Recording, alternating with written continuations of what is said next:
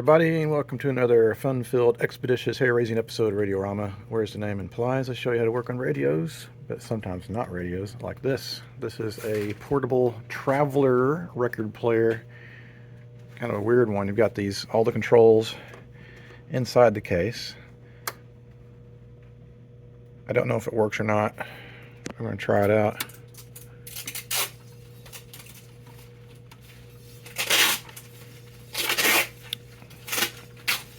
I don't hear anything in either the friction wheel is hardened up and not grabbing.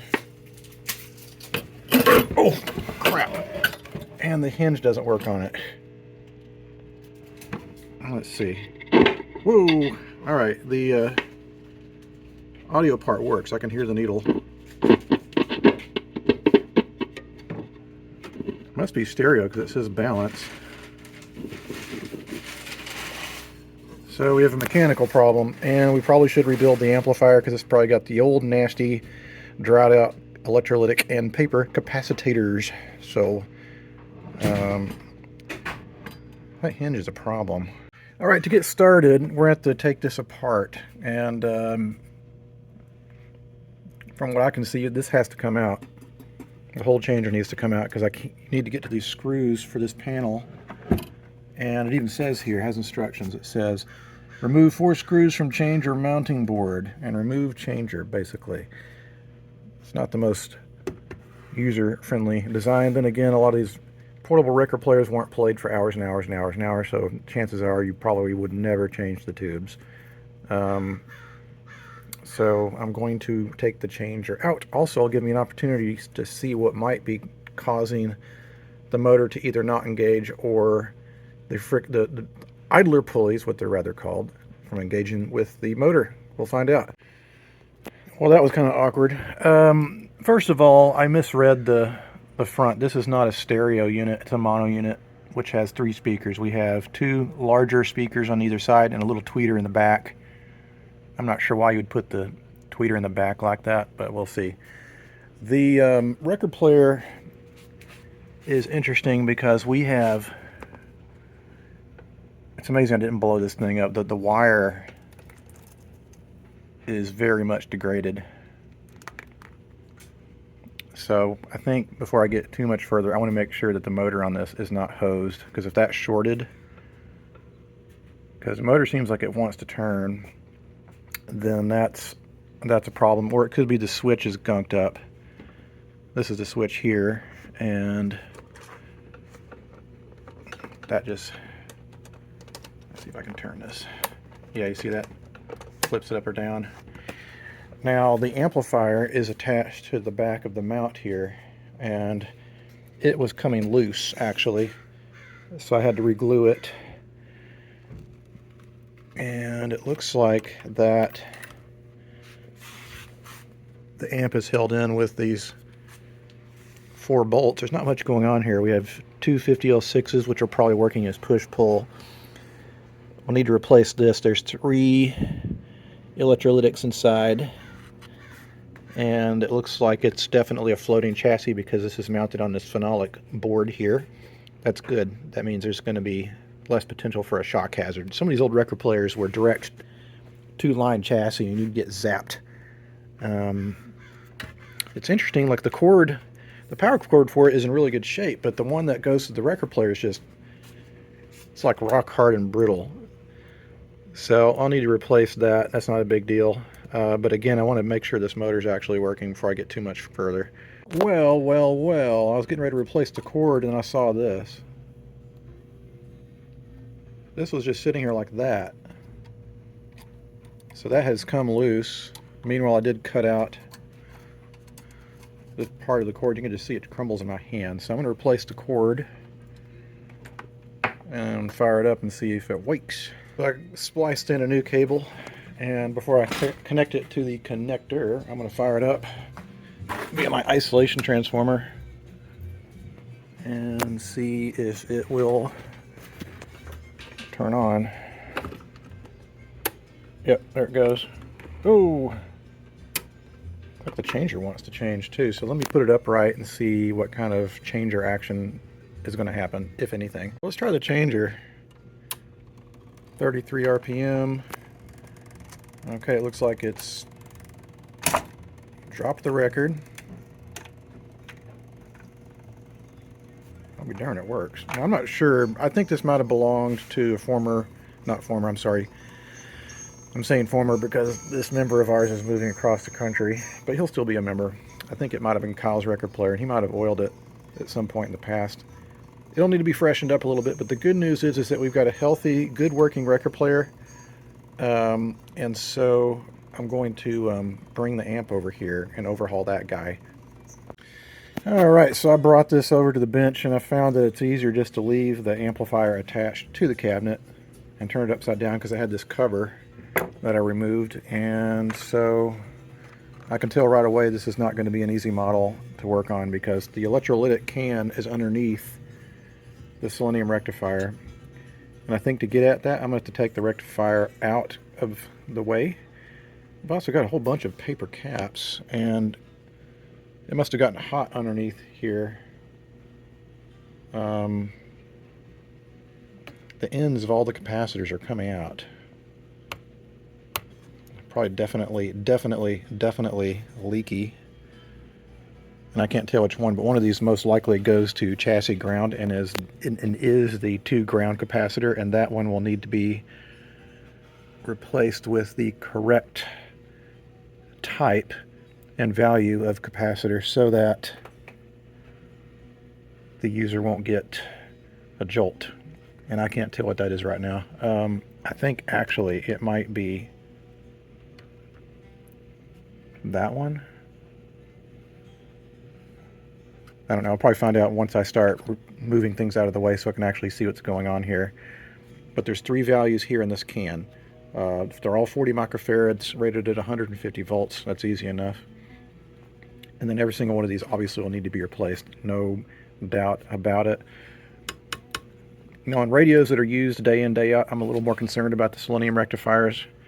But in a record player like this, that probably wasn't used all that much. Not really. It's probably just fine, so I'll leave it be. I've rarely had seleniums go bad on me. Usually it's when usually when there's a short. But they eventually will go weaker and weaker and weaker with excessive amounts of usage. And so if you have a radio that's been used a lot, you probably should replace it. That's just my advice. Some people have strong feelings about it, but we all have our opinions. That's just mine. So this is going to be, again, kind of a chore because everything is kind of buried under here. And I hope this wiring isn't crumbly or anything, so I'll have to replace it if it is. Alright, well, I've progressed a little bit here. I've got 2 of these capacitors replaced. This is going to have to be replaced. There's no room for me to put it back in now, so I ate my own words. Got one more set to wire in. Woo-wee! Whoa, sorry about that, folks. Had nachos for dinner last night. Anyway, this is, again, it's really important that you solder your negatives to the floating ground here and not chassis, because then not only will it not function properly, but it also will create a shock hazard, which defeats the whole purpose of having a floating chassis. Alright, so here's what we're going to do. At first I thought, well, maybe I'll need to install a what do you call it? Like a mounting strip or a terminal strip. But I don't think I have to do that because, see, here's positive, and I've marked it red. And what you need is put a resistor and the diode together, because a silicon diode's a lot more efficient than these guys. And so if you don't do that, if you don't put a compensating resistor in there, you're going to put too much current through the set, and that can cause damage over time. Some people say you don't need to do it. I don't agree with that. I think you should, especially if you intend for this to be used like excessive amounts of time, which, seeing as this is going to go out to the wild blue yonder in the public, who knows? It might become a shelf queen, or who knows? Maybe people will rock out to it every night of the week. So in that case, you need to make sure it's good and reliable. Yeah, I think I can just run it from here to there, and then after that, I think I'm going to test it to make sure it still works. And that's it. That tiny little diode replaces this great big huge chunky thing. How technology has changed. So let's see. This is the speaker connection, so I'm going to hook up a speaker with some clip leads and turn this on and see if we get noise. Alright, so I always have this paranoid fear, because I've done it many times, because I think I'm partially dyslexic, where I've installed the diode backwards, and that is bad news. So I'm going to try it out and have my hand on the lever to turn it off. Let's make sure this is not going to touch anything.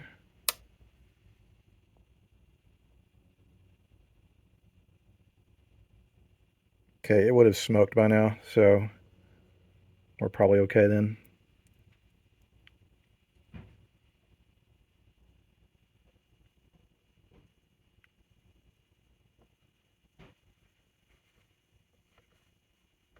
I can't tell which is volume.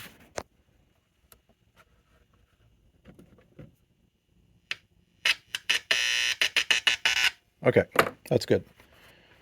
Alright, so hardest part's done. We now have a new rectifier, and we have all these nasty, shitty old caps that need to be replaced. I swear this is kind of a dirty episode. You should not show this to your children. Alright, if you're new to this weird hobby, I'm going to give you a little bit of an easy tip. So, some people feel incapacitated unless they have a schematic to look at. My general rule of thumb, and this is just me, is I don't use a schematic unless I have problems and I need to troubleshoot. Because most sets, at least American sets, have the values already imprinted on the part. So this has a 0.1, which is a tenth of a microfarad, 0.05, 0.05, probably a lot of these are 0.05. You can just replace like with like. And it's generally smart to do is cut one end of the old capacitor off, solder one end of the new capacitor in, cut the other side off, and that way you don't lose your place. I know it sounds stupid, but I've done it many times. It's not as bad now since I've filmed these episodes, so I can usually go back in my video and see what did I just cut and where did it go. You know, I don't think I've ever worked on anything where all the ends were blasted off of the caps like this before. See how easy this comes off.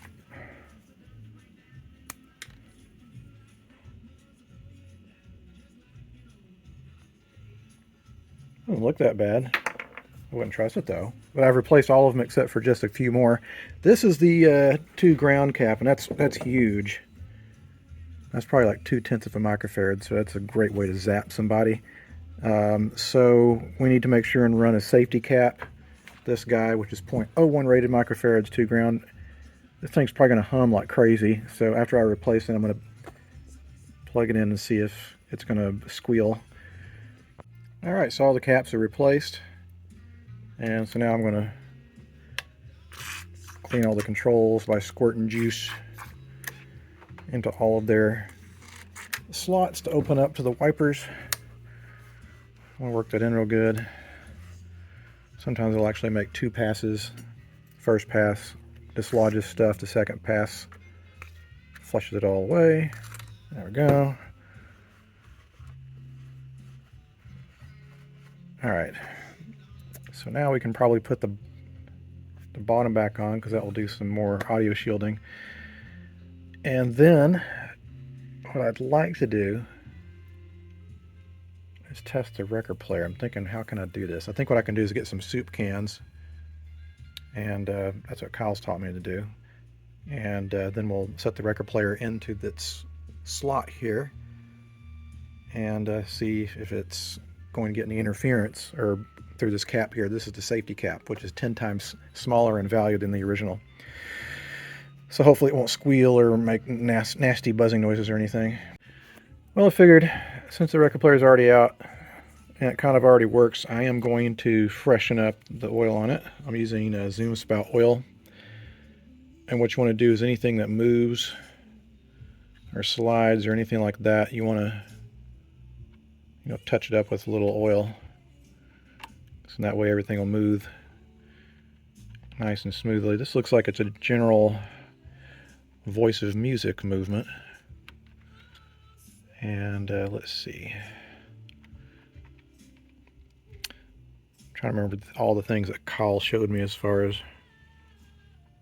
what to oil.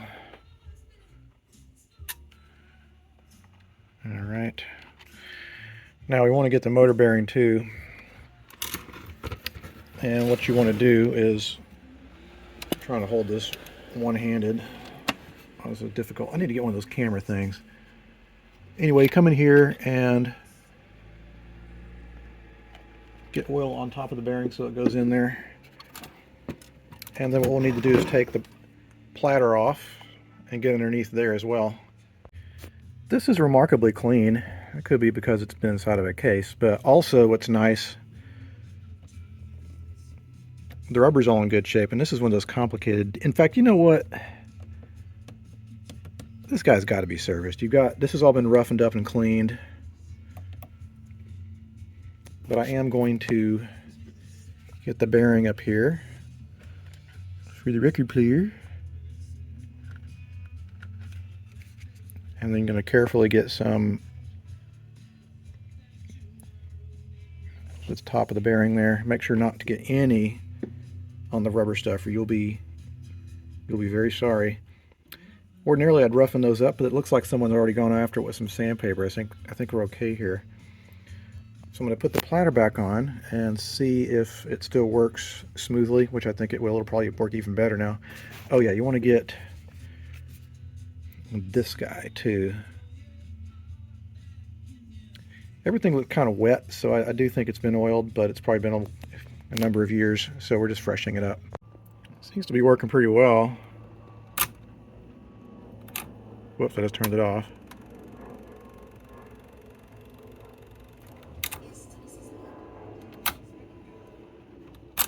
Alright, so I'm going to put the platter back on and see if it'll cycle properly. Okay, so I've got it working for the most part. It hesitates a little bit in mid-cycle, like it slows down a little bit there. Let's try that again. And it just hesitates a little bit. It's not the end of the world though. It seems to be working pretty reliably. And probably the more I use it, the more it'll free itself up. Let's see if we get to the last record here. There we go. Hooray! For some reason I don't have hardly any LPs anymore. I have one that's really scratched up. But I brought home a stack of 45s because I wanted to get the 45 player working.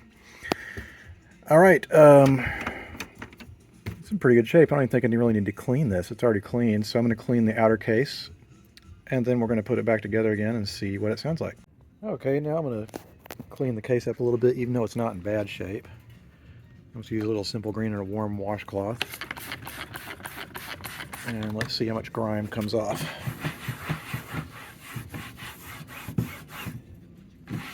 It's really not that dirty.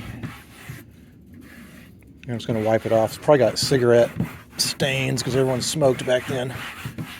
Let's go over the whole thing. Actually, it was pretty dirty. They just cleaned it up pretty good. So I'll go over the whole thing, and then I'll put a little protectant on it, and then we can start doing a reassembly.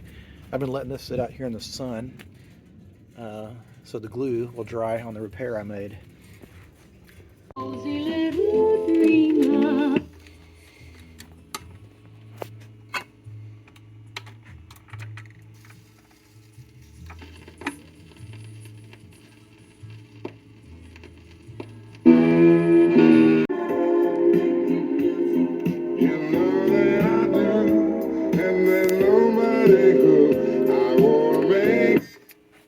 Thing's working pretty damn good, and it sounds pretty good too. There we go, next record.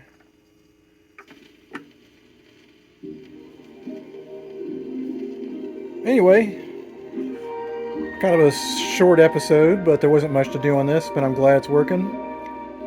Thanks so much for watching. Until the next time a radio or other contraption comes across my workbench, I'll see you guys next time. Adios.